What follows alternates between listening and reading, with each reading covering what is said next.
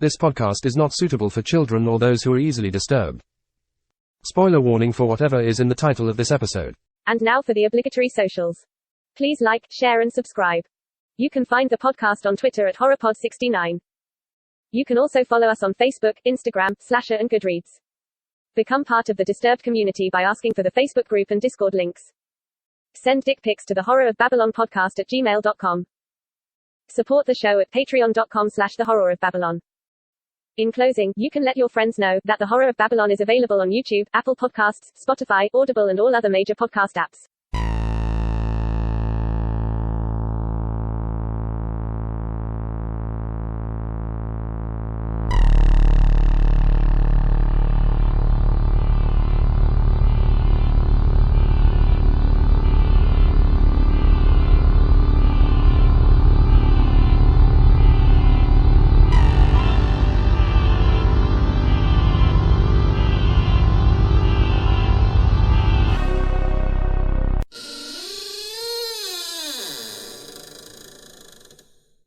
Welcome to episode 7 of the Alien-a-Thon, sponsored by Four Horsemen Comics and Gaming, where we discuss Prometheus. My favorite movie. Yeah, mine too. I'm Ryan, and with me as always is Daniel. Say hi, Daniel. Hi, Daniel. And thank you to our patrons, Abigail the First, Breaker of Chains, Mother of Dragons, and Logan, the Full Metal Patron, and Ben, the Fourth, Patron of Hope, and Mia the Fifth, the Rainmaker. She makes it rain. And the Alien-a-Thon is brought to you by Four Horsemen Comics and Gaming, which you can visit at the Morgantown Mall in Morgantown, West Virginia, or the Mall at Robinson in Pittsburgh, Pennsylvania. You can shop online at shop.fourhorsemencomics.com. Although I have heard that Ron hired this new guy named David, who he at first thought was very charming and charismatic, but then it turned out that David was actually using the store for all these creepy experiments and all these terrible things have been happening to the employees. So I'm not sure how much longer the store is going to be open per se, but I don't know. We'll find out. But as long as it's open, if you happen to go up there and buy something, make sure to mention us. Yeah. Or put it in your notes whenever you buy something online. Yeah. I tell them we sent you. That'd be actually pretty cool. It was us, not David. Yeah. So trigger warning. So actually, the only thing that really came to me that was actually worthy of like a trigger warning was infertility. Anything that we've mentioned before in an alien movie, I guess. There's a little bit of body horror. Being awake during a surgery freaks you out. Yeah, but I don't think those things are really stupid scientists if they trigger you. I don't think those things are really worthy of a trigger warning. Yeah, but okay, our history with Prometheus. I'll let you kick it off. I saw the trailer for this back before the movie came out, whenever that was. As you generally do. Yeah. And I got super excited because I was a huge Alien fan. I was like, oh, Ridley Scott's going back to the Alien universe and he's doing a return to form. And the trailer looked amazing. It looked visually stunning. And I was just so excited. It was my most hyped movie for that year. And then I went and I ended up complaining about the movie for about an hour and a half outside the theater when I was done. More hyped than the Avengers? Yeah. You were setting yourself up for that disappointment. Yeah. So I was also at that showing. I didn't know it was an Alien movie. I had never seen anything Alien. I didn't figure out it was an Alien movie until the stinger at the end where you see the Deacon alien. And I was pretty mid on it. I didn't the whole time I'm watching it because he wasn't the only one. Everybody not most of our group was like super pumped for this movie. And I'm sitting there like, why is everybody so excited for this? This is just like super mid, like super. Because it's an Alien movie. And then I figured out it was an Alien movie. I was like, oh, I guess that's why they're excited. And then I rewatched it right before Alien Covenant came out because I was planning on seeing that movie with a group of people, and I liked it a lot more on the second watch. And then I watched it today, and I liked it even more. I think it's gotten better and better for me with every viewing. So it's gotten worse for me. I think this is actually super overhated. But just in general, if I had to say like 2 words on it, 2 sentences on it, I think this movie is actually pretty good, but I can understand disliking it from the position of a fan of Alien. I dislike it from a writing perspective. That's not what I focus on in this movie. I focus more on the production. Yeah. But we'll get into it. The vampire's a pure myth, superstition. I may be able to bring you proof that the superstition of yesterday can become the scientific reality of today. Background. This movie was released sometime in 2012. I forgot to write down the specific date. I think it was a summer movie. June 8th, 2012. It was directed by Ridley Scott, who you may know from Gladiator. Alien. And it was written, the first draft of the script was written by John Spates, who wrote Doctor Strange, Dune, and Dune Part 2. The second draft of the script was written by Damon Lindelof, who was the creator and showrunner of Lost and HBO's Watchmen. He also co-wrote Cowboys and Aliens, Star Trek Into Darkness, and World War Z. Some of those explain a lot to me. I've only seen 2 of them. I've never seen Lost or Watchmen or Cowboys and Aliens. I have seen Star Trek Into Darkness, and I have seen World War Z. The film is heavily influenced by the book Paradise Lost and the film 2001: A Space Odyssey. As I said, John Spates wrote the original script for Aliens, but Ridley Scott vetoed the script because of some reasons and actually decided to go with Damon Lindelof's script that when he joined the team in 2010, he worked together with Ridley Scott to write the script that was actually used for the series. And I watched a video, kind of one of those like lore explained videos that went really deep on this movie, and apparently like the original intent before Ridley Scott lost interest was for there to be 4 movies, with Prometheus being the first one of the 4 that would eventually lead to this movie being connected to Alien. Mm-hmm. And when those next 3 movies were scrapped, Alien Covenant was made to just immediately bridge Prometheus to Alien. Mm-hmm.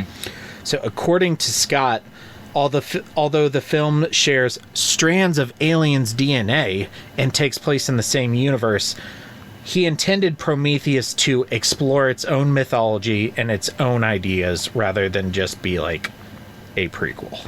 The film was shot using 3D cameras and almost entirely on practical sets. It's the movie's strength. Yeah, I love how this movie looks. It's probably the prettiest movie we've reviewed. If it's not the prettiest, it's in the top 3. It's very close.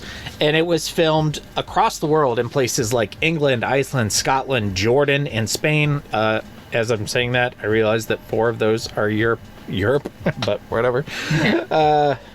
The film earned generally positive reviews and received praise for its design, production values, and cast performances, but was criticized for its uneven script and unresolved plot points. Had a budget of between $120 and $130 million and took in $403.4 million. Whole lot of money. These Alien movies, they just bring in the money. And that's that. Another story in the classic, infallible 3-act structure. Good enough for Aristotle, good enough for The Simpsons. Mr. Sislak, I have a feeling there's going to be one more act to this story. Well, I'm not hanging around for that. 4 acts. Jumping to structure and themes, first thing I think that's most obvious talking about is obviously Prometheus. Mm-hmm. Prometheus was the Titan who wanted to take fire from Mount Olympus and give it to the people on Earth. Was chained to a rock for it. Yeah. And it's very representative of the themes in this movie because Wayland wanted to go and meet the engineers to find out the secret to immortal life. Dr. Shaw wanted to meet the engineers to find out the answers to all of humanity's like big questions, so that she could air those with her fellow humans. Mm-hmm. One of my biggest problems with the movie is that this movie keeps just flat out explaining its themes, and when Wayland comes out and goes, "Now let me give you a background on Prometheus," I mean, he only said like one or two sentences about Yeah, it. but the whole movie does that throughout the entire thing. Like, each one of these themes, somebody comes right out and goes, this is one of the themes of the movie. This is the subtext. Didn't bother me. So religion, kind of, I'd say this is the Alien movie that has like religion as the largest theme. Yep. By a lot. By a lot. Shaw is completely motivated by her religious beliefs.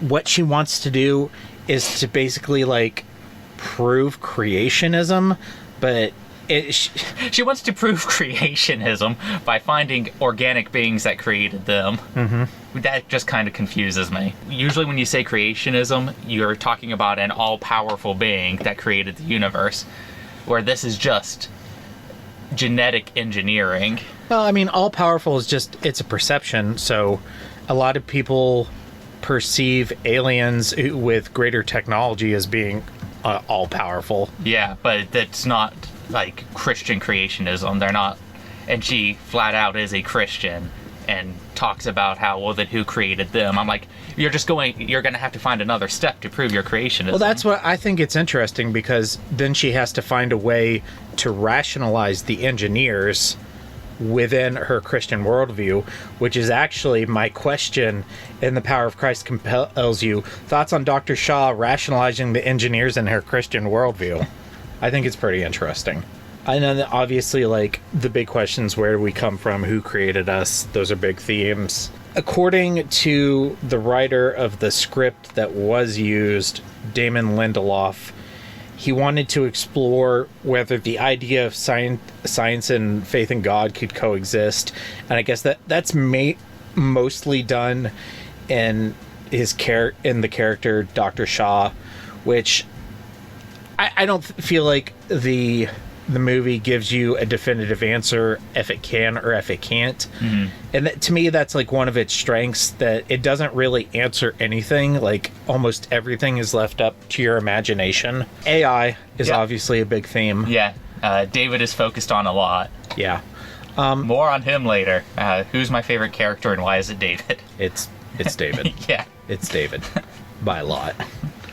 Which, I guess, yay, because he makes it to Alien Covenant. Yeah. So, and then just in terms of, like, kind of the return to form you mentioned, brings back kind of the darker tone, does a little bit more of the isolation theme that the original Alien did, but it kind of leaves out a lot of the sexuality. I kind of disagree with that. I think you have, like, the vagina-shaped cobras. I missed that. Yeah, their head is purposefully made to look like a vulva. Oh, I didn't. Yeah. I didn't pick up on that. And then you have, the forced impregnation, not once but twice in this movie. Well, one of them wasn't forced. One of them was a surprise. Yeah, I guess I didn't pick up on that either. And that's also ties into the themes of, like, creation and life and stuff like that. I just missed those. Okay, so it brings back all of Ridley Scott's original themes. The one cobra even mouth fucks a dude to death. I guess I just don't view every instance of penetration as being sexual. I only did because it was first shaped like a vagina. So he's penetrated by a vagina. Yes. All right, that's cool. I don't know why you don't like this movie. That sounds like right up your alley. Yeah, it does. Alien vs. Predator. It kind of ties to ancient Earth civilizations, which kind of got me thinking about the canon and how, like, this movie works and how also the AVP movies work. So, like, I believe this movie only exists within Alien and everything else is not included. Oh, so it has, like, Star Wars Legends-esque layers of continuity. Yeah. Yeah.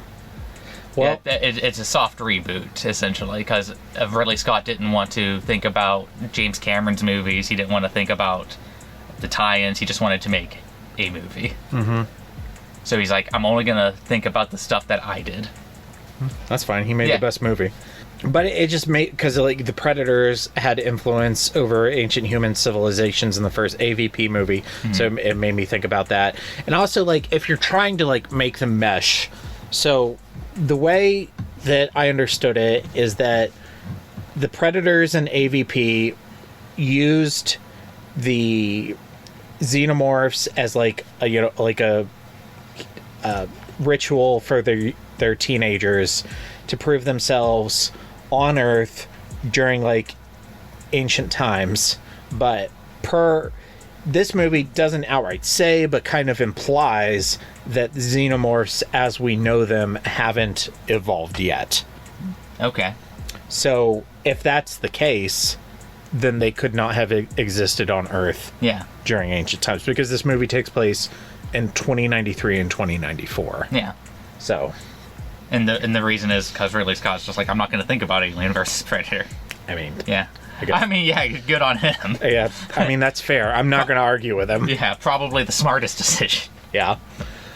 Aside from, practical sets. Oh, yeah. And then just another thing I forgot to mention in the background. In the original script for this, okay, so this movie takes place in 2093 and 2094. Mm-hmm. And originally, the engineers left all these, like, paintings or whatever on Earth as, like, an invitation for humanity to go to the stars and come and find them. But then at some point between that and the events of this movie, the engineers decided that they wanted to actually destroy humanity because they viewed them as a failed experiment. And that was better explained in the original version of the script, where 2,000 years prior to the events of this movie, the engineers send an emissary to Earth. And he's Jesus. And it's Jesus. Yeah. And he's crucified. And that's when they decide, okay, we need to off all these humans. Yeah, no, I was familiar with that. It's pretty sweet. It's pretty funny. I like it. Okay. Yeah, I complain about some of this movie being on the nose, but that would have been even more so. Yeah. Yeah, I guess I would have liked to have seen a Jesus engineer. Just this big white dude. Yeah. I like this movie. I think I'd be willing to sacrifice liking this movie to just have seen that. He's sitting up there going, ah. Yeah. I want to see that. It takes like 20 Romans to hold him down. Man, this Jew's big. I like it. They're coming to get you, Barbara. Let's go to characters. Let me get up IMDb so I know these people's names. Somebody has to have done like a fan art of a Jesus engineer. Well, let's Google it. There we go. There's a couple.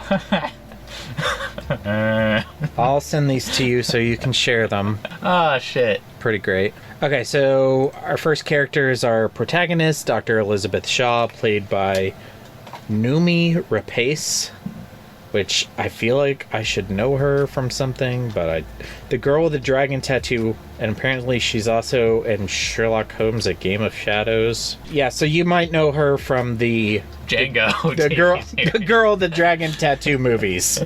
Or yeah, she's no Ripley. She is no Ripley. I thought what I liked about the character, performance-wise, I thought Noomi Rapace did fine. I think generally speaking, the performances are one of the stronger aspects of this movie. The performances are not my issue with the film. I think that the standouts, though, are Michael Fassbender and Charlize Theron and Idris Elba. But this woman, this performer, she did a decent job. What I liked about the character is I was just really impressed, and David even comments on it, with her survival instinct. There's just so many moments in this movie where most people will just like fucking roll over and die, and she's like, nope. Like, they're like, okay, we're gonna put you in cryo, and it's like, okay, I'm gonna pretend to be asleep, then beat the shit out of you and run away. Then I'm gonna get to this surgical pod, I'm gonna get in here, I'm gonna grab all this shit so I can inject myself with pain meds, I'm gonna make sure this surgery happens, and then to pull the fucking thing out, and then I'm gonna fight the thing, get out of here, or shut the pod, have you de-thing this, and then the fucking ship's rolling over top of me, and I'm gonna run this way, and I fall, and then like, oh god, I got 2 minutes of oxygen, so I gotta run over here, get in here, get some oxygen, oh shit, there's a big fucking alien, oh shit, there's a big fucking engineer, I could just give up and die, but no, I'm gonna keep fucking fighting. Like, she does not give up, like, ever, and I think it's kind of awesome. And she does keep going. She does, absolutely. What do you think of Dr. Elizabeth Shaw? Other than all of that, I think she's poorly written. I think all of these characters, except for David, are poorly written, really. Other than that, I mean, like, the performance is fine. Not fine. The performance is good. Yeah, she's good. Yeah, the performance is good. The survival instinct's pretty great. I honestly wish they kind of just would have focused on that. If they would have made that more of the central focus for it, I think I would have been a lot less distracted. I like the balance that it strikes. I enjoy the themes of this movie and what we get. Okay, so let's go to Dr. Holloway, her boy toy. He's played by Logan Marshall Green. He is my least favorite character. He's probably also my least favorite character. Almost, like, I was going to say 90%, but it's not really that much. A huge amount of my issues with this movie can all be traced to things he says or he does. I'm just looking at his IMDb. He's Shocker in Spider-Man Homecoming. Oh, that's cool. That's the only other thing that I'm really recognizing him from. He's been in a lot of stuff, just not a lot of, like, things that I've seen. Yeah, he was in some TV. He was in the universe, but I don't remember him. He was in that really shitty movie Devil. I haven't seen that. I think it's a pretty decent performance. I think the character is just kind of irritating. He's very irritating, and a lot of what he says and does strikes me as super illogical. He's basically the aliens guy from Ancient Aliens. And him and his girlfriend make the discovery of probably the last, 1,000 years. Mm-hmm. And they convince the one company other than Walmart to fund this $1 trillion trip. Spent $1 trillion. And they essentially prove their thesis. And he spends the rest of the movie moping, going, I just wanted to talk to them. They're not around. Everything else I wanted is here except for that. I think that it logically makes sense, but they do kind of portray him as kind of emo about it. Because, like, if you went in cryo sleep for 2 years and went across space because you wanted to talk to aliens and the aliens were dead, I think it's fair to be upset. I really just think that that's something that somebody, at least of this sort of scientific caliber, that's able to prove this to $1 trillion company should have considered as a possibility. I think, for me, it's like, can't you just be happy that you literally made the scientific discovery to beat all scientific discoveries? And he's so mopey about it. Yeah. And I'm focusing on it. And he has such a hate boner for David that I don't understand. He's like always jibing at him and going, you're not a real boy. And I'm sitting there going, motherfucker, you just proved that you're not either. Like, yeah. You just proved that he's only one step away from you. And that's one of the themes of the movie, but he's like, I don't understand the hate boner, because it seems to come out of nowhere. He hates the robot.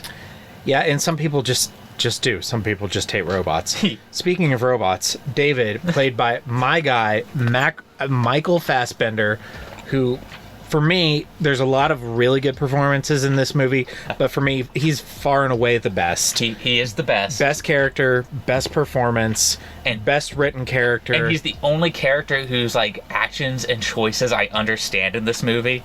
It's funny. That's funny because, like, every video, like, I did a YouTube search for, like, Prometheus Explained, and they're all like, why did David do this? Why did David? Because apparently nobody else. Like, I also understand. Because he's a fucking robot and he's just kind of curious. I wonder what this is going to do. I also understood, but apparently other people didn't. All the human characters, I don't understand any of their choices. But him, I'm like, he's just got this kind of innate sort of almost childlike curiosity because he's sort of been programmed to. So he's like, I'm going to see what this black goo does. I'm going to see what getting her pregnant does. He just keeps doing it. Well, he didn't have the pregnancy. Yeah, it was but just kind of a... It was a happy accident. I believe what I called it. Like a lot of pregnancies. That's a good way to describe a lot of pregnancies. You were my happiest accident. I love the opening with just him being alone on the ship. I love him watching Lawrence of Arabia. I meant to Google, did he actually make that basketball shot on the bike? Yes, he did. Okay, that's really cool. I wonder how long he had to practice that. Everything with David in it, I really like. And in fact, I think if you would have cut out one or two characters and put more of a focus on him, this might have been my favorite of the Alien franchise. I'm distracted by everyone around him. Alien, and granted, I'm very new to this franchise. This is not something I grew up with. It is not a sacred cow. But kind of Ripley aside, it's not a character-driven franchise. It's more of a visual effects monster, or... That's true. But I understand why a lot of characters make the choices they do in the other movies.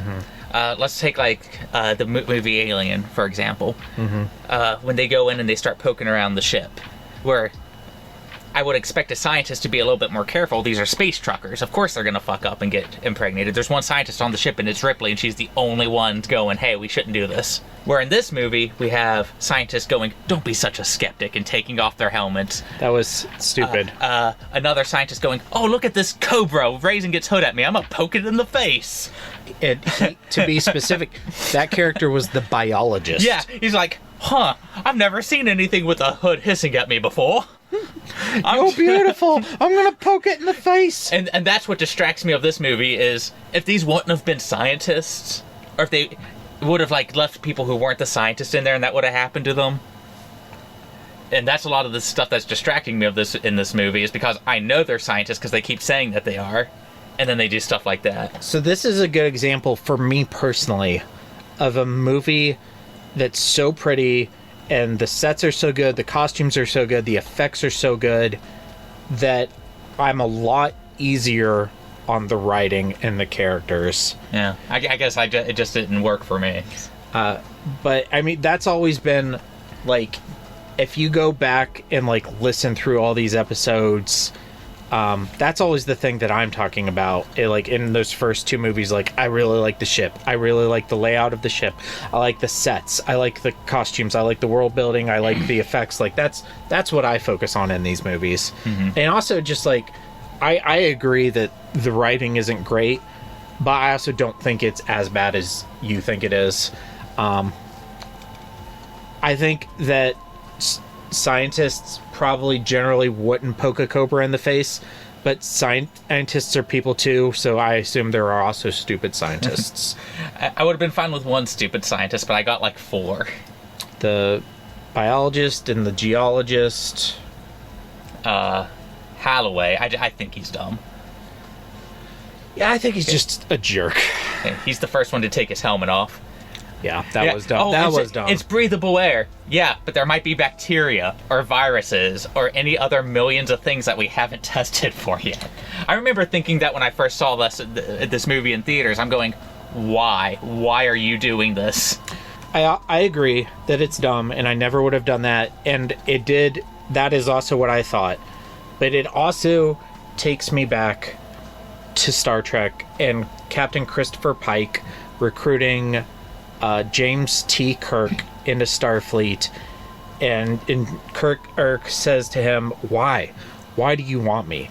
And he says to him, because you have that leaping without looking mentality, and I think that's something that Starfleet has lost. So I can't completely condemn it, because without explorers, without people taking risks, where would we be? But I also never, ever would take my helmet off on an alien planet. If I wouldn't have let him back on the ship after he did it. I mean, Charlize Theron didn't want it. Well, that's the second time. Yeah. That's the second Yeah, we'll time. get into that. Yeah. David's great. Yeah. Oh, no, I love David. David's the best. Charlize Theron plays Miss Vickers.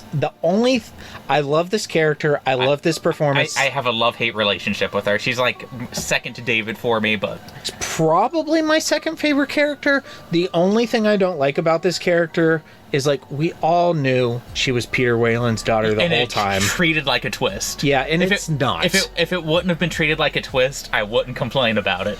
My only, defense of it is that they mention it one time. It's not, something they, come back to again. It wasn't, a big thing. Yeah, my biggest issue is, and it's more obvious on rewatches, is whenever they're talking about David being the closest thing he'll have to a son, is you see the way she reacts to it. which is probably what they were going for. Is like, the people won't see this coming, and it's just her reaction to this. But I saw it coming from a million miles away. I think everybody did. Yeah. I don't think it's a good twist. I wish it wouldn't have been treated as a twist. I think that would have made it a little bit more palatable. I've heard they just needed a little less emphasis on that line where she calls him father. Just a little bit less. Yeah. But it's almost like soap opera delivered. Yeah. Father.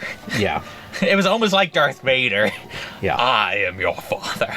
But that aside, I love Charlize Theron. Mm-hmm. This is a great performance by her.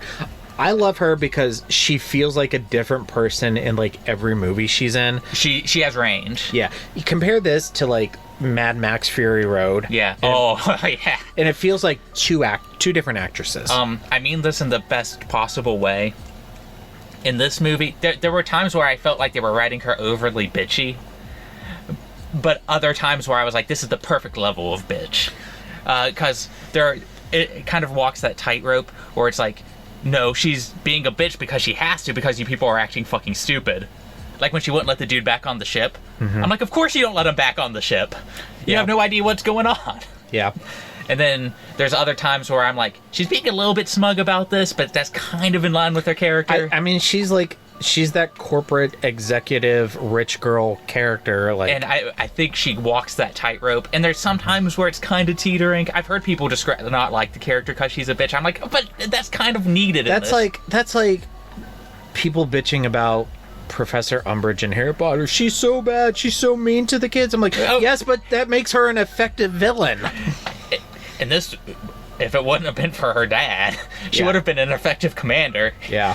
I think she could have actually salvaged this trip if it wouldn't be for her dad wanting to wake up the mysterious alien and ask him a bunch of questions. Yeah, if they just would have left then. Yeah. Everything could have been okay. Call for backup. Do literally anything than what they chose to do. Yeah. But no, she's another character that I actually kind of like. That she's one of the ones I'll defend because she's making logical choices. Mm-hmm.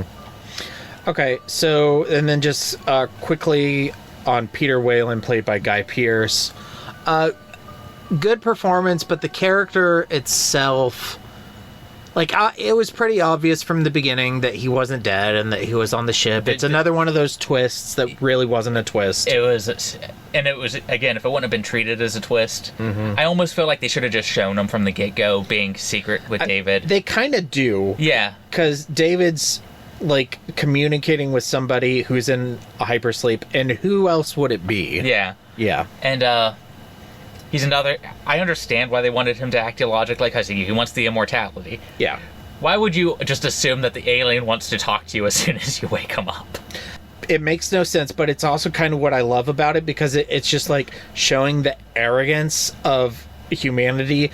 It's what I was talking about earlier, where some people would just assume that an alien race with greater technology would hold the secrets to the universe, when no, they're actually just another race of beings. Just a step above you. They're just another step over on the chain. And I'm sitting there my God, dude.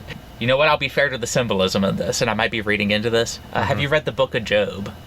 Yeah. Okay, so you know when Job's like, God, why are you doing this to me? And God's like, fuck you, I don't have to answer to you, I'm God. Yeah. Kind of like that. That was one of my reading assignments for my Old Testament history class in freshman year of college. I was like, of course God doesn't have to answer you. I mean, we know the answers because we read the rest of the story. It's a bet. Yeah. But if that context would be left out, and God's like, have you wrestled with the Leviathan? Did you shape the storms? This thing doesn't have to answer to you. You're basically a pet. And I love how hard he gets punished for assuming. Yeah. The engineer should have almost said, you know what happens when you assume. Yeah. I rip out your robot's head and smash you in the head and kill you. Yeah. Super hard punished. Okay, there's tons of characters in this movie, but the last one I have written down is Janek, who he just flies the ship, is Idris Elba, kind of before he was huge. Mm-hmm. I also really like this character. I think he's one of the better performances, but of course... Love the ones you're with. It was funny to me because Idris Elba has game even when he has no game. Yeah. It's like, if you're trying to get laid, all you have to say is, I want to get laid. I'm like, dude, that's not going to work. And she's like, in my cabin, 10 minutes. I'm like, what the fuck? But I guess if you look like Idris Elba, then you don't have to have game. I've used a pretty similar line and it worked. It's just not my world. Yeah. I guess it depends on the person. Yeah. Yeah. I guess there are some people that are so taken aback by the balls of such a thing that they're like, all right, I guess. And then just kind of the engineers. I really like the engineers. What do you think? I don't think much about them. I like that a lot of their motivations were cut from the movie. Or cut from the script. Mm-hmm. I think it's better served to keep that kind of stuff a mystery. Like, yeah. There's some things you just can't have the all-powerful alien explain to you. Yeah, no, I like the general vagueness of the movie, and I like the answers that it doesn't give you. I like how much it kind of... But at the same time, there's just not a lot going for them that I care about. I just kind of like the mystery. I really enjoy the first part of the movie that's just like exploring what you think is a temple, and then you kind of find out the movie would have been more of that. Yeah, that's probably my favorite part of the movie, is just their initial exploration of the engineers' place. Yeah. Their ship. It was a ship. Yeah. And of course, like this time I finally got that it was the space jockey guy from the original Alien. I never got that the first two times I watched it. Yeah, that's what everyone was all like hyped about. I was like, oh my god, now I know what that is. I'm finally Leo DiCaprio. Everyone was going, oh, we're gonna finally get to find out about the thing in the ship, and yeah, it's one of the reasons why everyone around you was so hyped for the movie. And then we're driving home, and I think it was Derek messaged Wes and was just talking about how disappointed he was. Yeah. I remember a lot about that night. I did. I remember everyone standing around in the parking lot talking forever, and me just like, I want to go home. I don't care about this. I'll kill you all! I'll drive you crazy, and I'll kill you all! I'm every nightmare you ever had. I am your worst dream come true. I'm everything you ever were afraid of. Okay, scary shit. Is this movie scary? No. I think tonally, there are some creepy moments, and there are some scenes that are effective in terms of like they're gross and they get under my skin, but is it scary? No. I think when they had the option to be scary, they opted to be gross. Mm-hmm. Like the Cobra scene, for instance. Yeah. Like, you could have filmed that scene creepy, but by the time the Cobra attacks, it's almost being played slapsticky. Yeah. Shaw's getting the alien pulled out of her guts, and it's also being played a little bit slapsticky instead of horrifying. Honestly, both of those were effective for me, not in terms of like they scared me, but they grossed me out, which is almost as much as I can hope for in any horror movie these days. I can't remember like the last, or I can. It was the home invasion scene from Us. But that aside, there hasn't been a modern horror movie that scared me. I can't think of one. Maybe The Exorcist Believer will finally get you. I doubt it. So, like, being grossed out and it getting under my skin and giving me the heebie-jeebies is kind of the best I can hope for in a horror movie these days. Yeah. Okay, what do you think of the Deacon alien and, like, all the proto-alien critters? From, like, a design perspective, I like a lot of them. Mm-hmm. We don't get a lot of them. No, they're very, very underused. To the point I would have almost cut all of them out and just focused on the engineer. Yeah, Especially because, like, a lot of it, I find, like, the black goo to be super confusing because it just seems to do stuff. It does what the plot needs it to do in that moment. It changes a dude's DNA so he can get a woman pregnant. It creates little vagina cobras. It turns engineers into DNA that will create people. Well, its dosage is a thing. So it's just like the Alien, where it has a different effect depending on what the host is. Mm-hmm. So comparing Dr. Holloway with the geologist who went like totally nuck and futz, Dr. Holloway only got like a fingernail's worth of it, whereas the geologist, he got a full dosage. So the same thing presumably would have happened to Holloway if he got, attacked by a full critter. And then the cobra things, it shows like these worms that are in the earth, and the video I watched explained that the black ooze fused with those worms. Those worms were the host of the alien virus, and it resulted in the cobra things. Okay. I didn't get any of that. I sat there and I watched that. I was like, this just is seeming to do stuff. Well, I did extra research. I like this movie enough that I was like watching YouTube videos on it. And then we've already mentioned all this, but normally we talk about like production stuff and scary shit. So I had the sets, they're all mostly all practical. Yeah. The ship is amazing. I love the Prometheus. It's so pretty. My favorite is the space suits. I love the way they look. The space suits are so cool. And even just like the undersuits, I like the design of like their skivvies. They're really cool.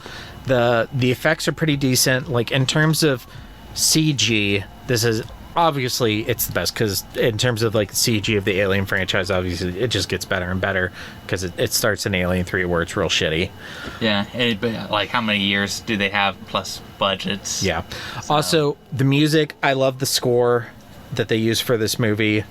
It's not what I would have expected. I would have expected something like deeper, heavier, kind of creepier, but it's very sci-fi to me. It sounds a little reminiscent of Star Trek in a way, and I think that's part of why I really enjoy this movie, is because a lot of the things I like about it are science fiction aspects of it, which is my preferred genre, but I can definitely understand that it's not for everybody.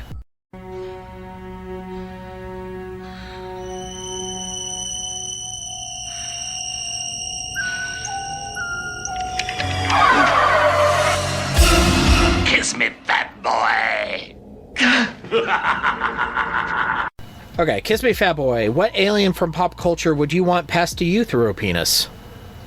Through a penis? Yes. Alf. I was going to say Gonzo. And then it's like I have this random encounter with this blue furry guy at a bar, and one thing leads to another, and next thing we know, we're in the alley and he's penetrating me with his nose.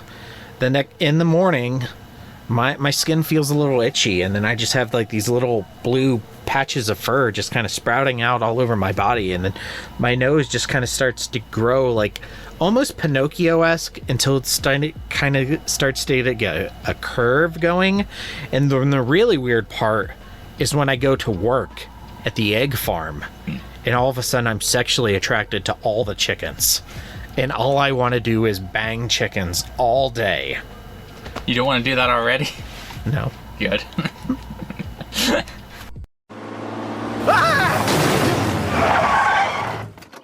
Oh my God, are you Stephen King? No, I'm Dean Koontz. Oh.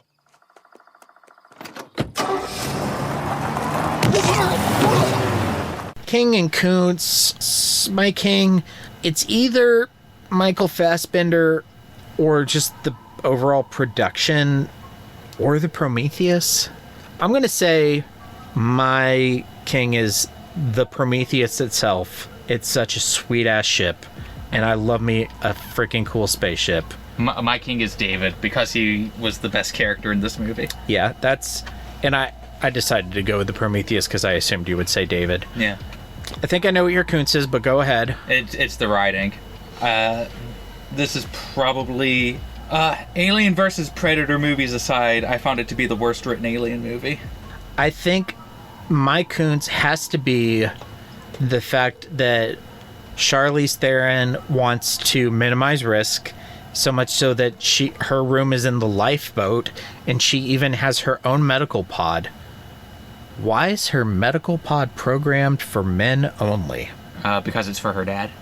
It's supposed to be one of the hints that her dad was on the ship. Oh. But Why wouldn't it just be programmed for both? Because they wanted it to be a hint for the dad being on the ship. But okay, well that's still stupid. yeah, that's what I'm talking about when it comes to some of the. It's still my Koontz. Yeah. For a different reason. Because of the writing. I don't think it's that badly written. Because that part is because it was written to be a clue. But, like, why wouldn't you just make that closer to him or hide him in the lifeboat? I just think you just don't make it a twist. Like, he can still be there. Just don't make it a twist. Yeah. Yeah, that's the... M. Night Shyamalan ruined movies. Not everything has to have a twist. Not everything has to be The Sixth Sense. My spoiler alert, my Koontz for the newest Saw movie was I think it has the weakest twist in the franchise. And also, close second for Koontz is... the geologist gets lost, and he's literally the one who was responsible for making the map. Yeah. Like, I mean, sure, I'm not saying he couldn't get lost, but it seems a little silly. Obviously, people who make maps can get lost, but... And then don't poke the cobra. Yeah. Okay, so homework. How do you think the engineers and the predators competed for influence over ancient human civilizations? They formed this thing called the Hunger Games, where they each got 6, and then whoever wins the Hunger Games that year gets to leave an ancient alien clue for humanity. I thought they got food. They get both. Okay. Yeah. My answer is Instagram. I like Instagram. Are they doing... I don't. Instagram sucks. Yeah, are they doing... You know what? TikTok would have been a good one. Are they doing stupid TikTok dances? I don't know. Yeah. I'm pretty sure Predators dancing exists somewhere. Probably not engineers. I'm not going to Google that phrase. Predators dancing? We're going to get a bunch of Chris Hansen videos. Who's Chris Hansen? He did To Catch a Predator, where he lured pedophiles into houses and then read their chat logs to them, and then they got arrested. I've heard of that. Yeah. For question for the listeners, it's Matthew Perry, the actor, versus Commodore Matthew Perry, the historical figure, the American naval officer responsible for forcibly opening Japan's ports to the west. Makes the strongest beer I've had in a while. Yeah. We're not drinking that again. It's for on a special occasion, maybe for the anniversary episode. Okay. That kicked my ass all over the place. For further reading, I don't know. 2001: A Space Odyssey. I've read the book, but I've never seen the movie. A lot of H.P. Lovecraft things, especially at the Mountains of Madness, is dealing with a scientist digging up an ancient alien civilization that was responsible for creating humanity. Okay. This movie is almost basically just that exact plot, except that takes place in Antarctica. Okay. I don't remember reading anything about that on the wiki. Okay, so upcoming on the Horror of Babylon, our next 2 Sunday episodes, October 15th, we are reviewing The Exorcist, The Believer, a week later than we might have normally, but we're a little behind. And then October 22nd, we are wrapping up the FNAF trilogy with The Fourth Closet. Also hooray. Which is the third book, which isn't confusing at all. Of the Silver Eyes trilogy. And only one of them is called the Silver Eyes. Oh, is it actually referred to as the Silver? That makes no sense. That's like saying the Fellowship of the Ring trilogy. I think it was named that like later down the road when they started releasing like the anthology series, so that you could like separate the universes. Okay, cool. And then our next 2 bonus episodes on Thursday, October 19th, we are back to Treehouse of Horror Babylon with The Exorcist, which will wrap up our Exorcist coverage until we finally get to those prequel movies. And then, speaking of wrapping up franchises, on Thursday, October 26th, we are doing episode 8 of the Alien-a-Thon with Alien Covenant, which will let us put a bow on Alien until the new movie comes out supposedly next year. It has David in it, so... Covenant? Yeah. Yeah. I remember basically none of this movie. Like, I saw it, I remember that I was super medium on it, and I haven't seen it since, so... Maybe you'll end up really liking it. Maybe.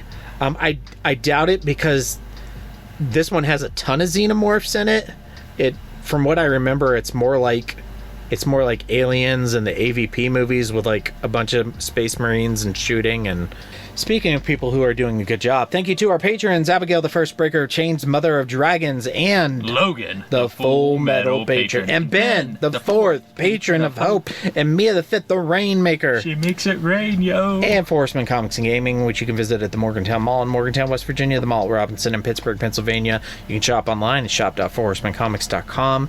And if you make it into the store, say hello to their new sales associate, David, who has complete authority and control over Ronald III, Grampus of Christmas, who I believe is in a stasis pod in the back room, waiting for the day when David can bring the aliens, who we as stupid humans assume can just solve all our problems, but in reality, they're just another group of beings who just have better technology than us.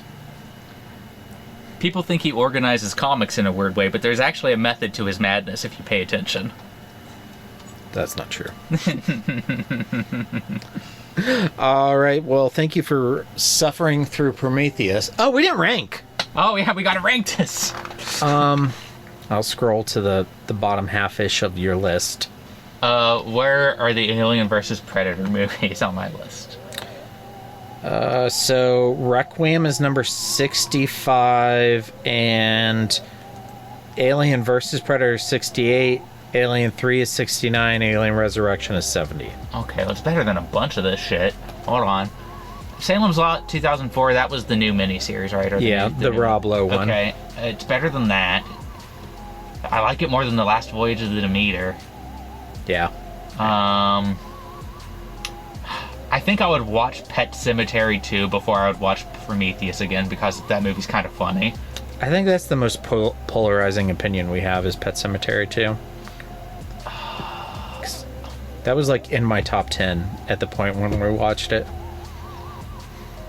I would watch it before I would watch Valerian before I would watch it. Okay, so let's see here. I'll probably put it, right below Valerian.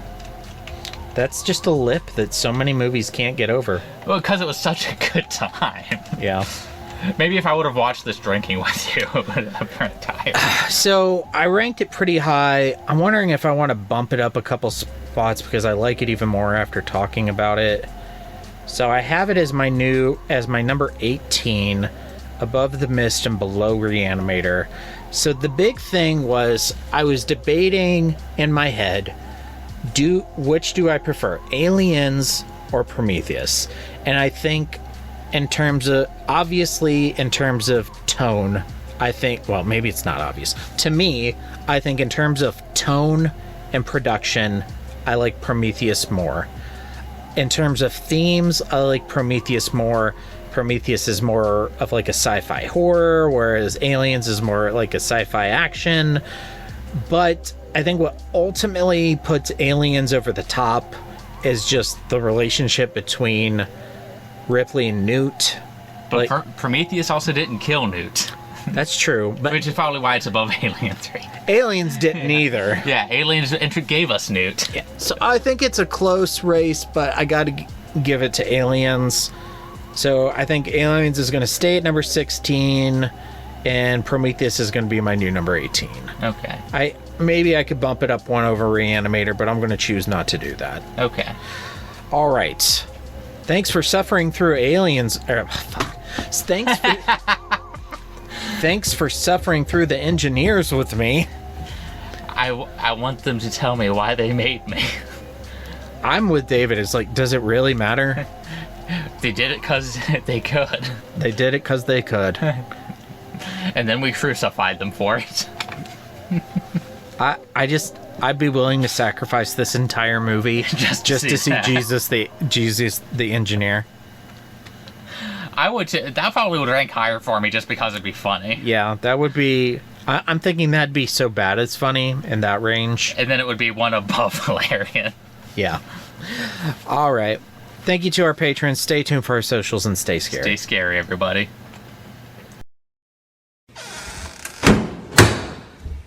And now for the obligatory socials. Please like, share, and subscribe. You can find the podcast on Twitter at HorrorPod69. You can also follow us on Facebook, Instagram, Slasher, and Goodreads. Become part of the Disturbed community by asking for the Facebook group and Discord links. Send dick pics to the Horror of Babylon podcast at gmail.com. Support the show at patreon.com/the Horror of Babylon. In closing, you can let your friends know that The Horror of Babylon is available on YouTube, Apple Podcasts, Spotify, Audible and all other major podcast apps. Stay scary.